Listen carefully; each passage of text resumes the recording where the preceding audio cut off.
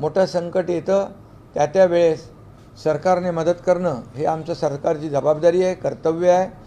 आणि म्हणून यामध्ये आम्ही 2-3 दिवसामध्येच संपूर्ण माहिती आल्यानंतर मुख्यमंत्री महोदय, मी आणि आमचे उपमुख्यमंत्री अजितदादा बसून त्यावर चर्चा करून एक शेतकऱ्यांच्यासाठी ठोस निर्णय घेऊ। आणि आपत्ती, जिथे आपत्ती तिथे शिवसेना, जिथे संकट तिथे शिवसेना, हे जे काय समीकरण आहे। आणि जिथे आपल्याला माहीत आहे जिथे जिथे संकट येतं, आपत्ती येते, मी एकनाथ शिंदे देखील तिथे सगळ्यात अगोदर धावून जातो। हे काय कर्तव्य म्हणून, जबाबदारी म्हणून आपण करत असतो। आणि एक भावना ती जी काही मनामध्ये असते की आपल्या लोकांना मदत केली पाहिजे।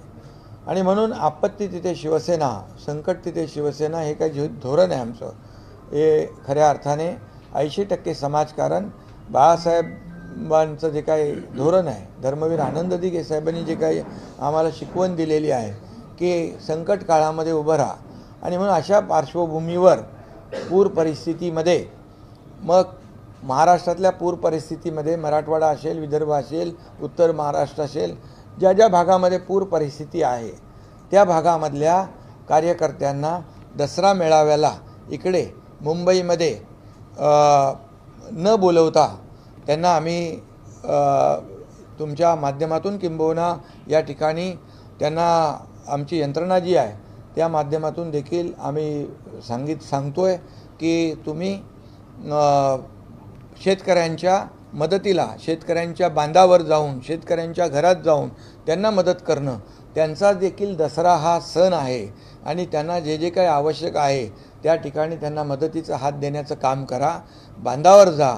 आणि त्याप्रमाणे आम्ही या सर्व कार्यकर्त्यांना, पदाधिकाऱ्यांना, आमचे मंत्री महोदय असतील ते त्या ठिकाणी जातील आणि या सर्व लोकांना पूर परिस्थितीमध्ये जे संकटात आहेत, आमच्या लाडक्या बहिणी आहेत त्यांचे अश्रू, शेतकऱ्यांच्या बळीराजाच्या डोळ्यात अश्रू आहेत, ते पुसण्याची आता आवश्यकता आहे। आणि म्हणून कुठल्याही परिस्थितीमध्ये तिथली यंत्रणा जी आहे ती यंत्रणा त्या ठिकाणी काम करेल, त्यांना मदत करेल।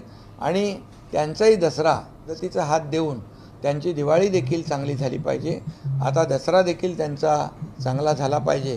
आणि यासाठी त्यांना जे जे काही मदत आहे ती देण्यासाठी या सर्व आमच्या पदाधिकाऱ्यांना, कार्यकर्त्यांना आम्ही त्या भागामध्ये लोकांच्या मदतीसाठी पाठवतोय। आणि दसरा मेळावा जी आमची परंपरा आहे ती देखील खंडित होता कामा नये। आणि म्हणून ही परंपरा देखील बाळासाहेबांनी सुरू केलेली दसरा मेळाव्याची परंपरा आणि बाळासाहेबांचे विचार, आनंद दिघे साहेबांची शिकवण घेऊन आम्ही पुढे चाललो आहे। त्यामुळे मुंबई आणि ठाणे या भागातले जे कार्यकर्ते आहेत, जवळचे कार्यकर्ते जे आहेत, MMR मधले कार्यकर्ते आहेत, हे कार्यकर्ते म्हणजे आजूबाजूला जे जवळ आहेत तिथे आता पूर परिस्थिती नाही आहे, अशा ठिकाणचे लोक हे दसरा मेळाव्याला त्यांनाच बोलवणार। आणि दसरा मेळाव्याची परंपरा देखील खंड पडू न देता ती सुरू राहील।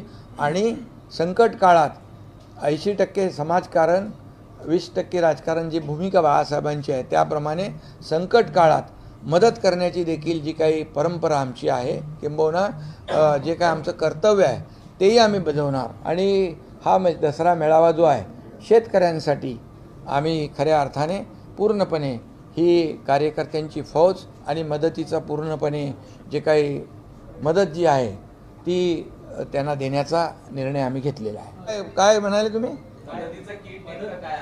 काय अरे बाबा, ते मदतीचं तिकडे आतमध्ये असेल आपल्याकडे, हां अजून मोठा फोटो लावावा त्यांनी आणि वाटावं त्यांचा, आम्ही त्याचं स्वागत करू। मदत मिळणं महत्त्वाचं आहे। हे जवळपास 26 वस्तू आहेत, हे बघा, हे दाखव।